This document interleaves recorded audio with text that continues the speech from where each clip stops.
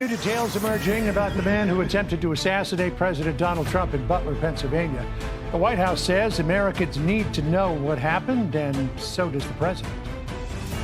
There are so many questions out there, and I mean, you know, did he act alone, etc. And it's, you know, it's over a year, it's 16 months now. For sure. So, yeah, I mean, those questions are definitely deserving of answers, and I understand why the public wants those answers, and I believe the president does too. Alexis McAdams live in our New York City newsroom with the very latest on all of this. Alexis? Hi, John. Yeah, if you can believe it, it's been a year and a half since the president was shot there in Butler. And Thomas Crooks' internet history was full of red flags, according to the New York Post. A source saying he posted under his own name about shooting and killing politicians long before investigators say he shot President Trump that day. But the former FBI deputy director didn't say anything about the negative post Crooks wrote about President Trump when he testified in front of Congress. Watch this. There were over 700 comments posted from this account. Some of these comments, if ultimately attributable to the shooter, appear to reflect anti-Semitic and anti-immigration themes, to espouse political violence, and are described as extreme in nature. But listen to this. According to the Post source, Crooks' online comments show he flipped from pro-Trump to anti-Trump pretty quickly. So he wrote back in 2020, or 2019 rather, that Trump was the literal definition of patriotism. But then just months later, he slammed Trump's supporters, saying they are, quote, too brainwashed to realize how dumb they are. Overall, his online posts show he had an obsession with assassinations, no matter how you slice it, typing up at one point, in my opinion, the only way to fight the government is with terrorism-style attacks. Sneak a bomb into an essential building and set it off before anyone sees you. Track down any important people like politicians, military leaders, etc., and try to assassinate them. Those posts reportedly were flagged by other users, John, who actually mentioned the police in their comments. But the question is, did the feds ever follow up here? The New York Post source uncovering also new videos of Crooks practicing his shot. That would-be assassin was dry firing the handgun inside of his bedroom in his parents' house out near Pittsburgh. He has that Marvel thing, too, also on the wall behind him. FBI Director Kash Patel did release a statement saying Crooks planned and conducted this attack alone. But again today, more growing calls for a new investigation into the Butler shooting, including from the widow of Cory Comparator, who was killed, saying, let's just start over and look into this even more, John. I mean, it really is striking how much was actually out there compared to what we were told about all this. Alexis McAdams, who's been following the story literally since the moment it happened. Thank you, Alexis. Let's bring in former Deputy Assistant Attorney General John Yoo. So we've been led to believe, John, that Thomas Crooks was basically a ghost without any significant online presence. Here's what the FBI director told us last year. In terms of what we've been able to find so far, a lot of the usual repositories of information have not yielded anything notable in terms of motive or like ideology. And now we learn a completely different story. I mean, can you wrap your head around why we weren't told about this a long time ago? John, it's amazing that the FBI missed all this. As your report suggested, this is all out on social media. This is available for people to see.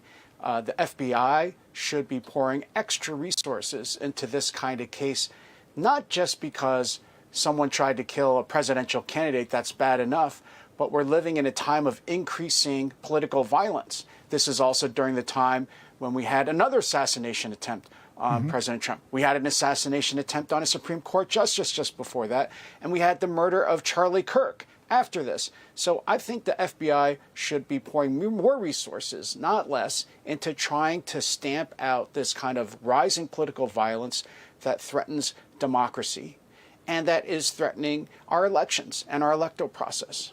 Yeah, as Alexis McAdams was pointing out, there was a dramatic turnaround in Crooks. He went from Trump supporter to rabid anti-Trump opponent. Here's what Miranda Devine said about that change. he was pro-Trump. And then in January of 2020, he flipped 180 degrees. Something happened to make him become rabidly anti-Trump. And then suddenly something happened in August of 2020, and he just disappeared online. Very unusual. And then, of course, in July of 2024, he fired off 8 shots from a rooftop at Donald Trump. So you heard Director Wray, then FBI Director Wray, saying nothing in terms of motive or ideology. I mean, it seemed pretty clear there's a lot out there in terms of motive and ideology. Sounds like the FBI should be hiring Miranda Devine as one of the investigators, because she's getting more to the heart of it than the nation's premier law enforcement agency. If Miranda can find these things online, then the FBI should have had this before her. And maybe it's the case that this is just another piece in what we're seeing with lack of competence in the FBI, growing public distrust in the FBI, and maybe this is an opportunity for Congress to step in, have its own hearings. As you said, some people have said we should have another second investigation. That's the kind of thing Congress could do. Let Congress interview these witnesses, put this social media up, and do it in a way that the American people are going to trust, because it seems like we can't rely on the FBI to get to the bottom of these things anymore. John, I want to ask you about the vote that's coming up in Congress, maybe in the next hour or so, on the release of the Epstein files. It has come to light that delegate from the Virgin Islands, Stacey Plaskett, was having an ongoing live text messaging fest with Jeffrey Epstein during a hearing in 2019, February, in which Michael Cohen was the witness. This occurred just 4 months before Epstein was arrested on sex trafficking charges. Watch this montage of the timeline as it unfolds in front of you. Reduce his real estate taxes.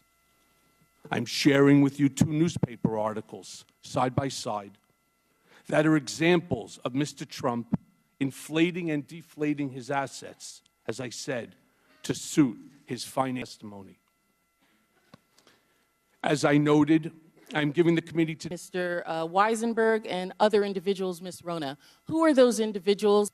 As Ms. Rona, what is Ms. Rona's position? Rona Graff is Mr. Trump's executive assistant. And would she be able to corroborate many of the statements that you've made here? Yes, her office is directly next to his, and she's involved in a lot. Yeah, the Democrats, John, are trying to make this all about President Trump. It would seem that the Democrats, including Ms. Plaskett, including Larry Summers, have got more of a problem with their relationship with Epstein than the president does. I think President Trump's made the right call here, and members of the House, to say, let's just put it all out there.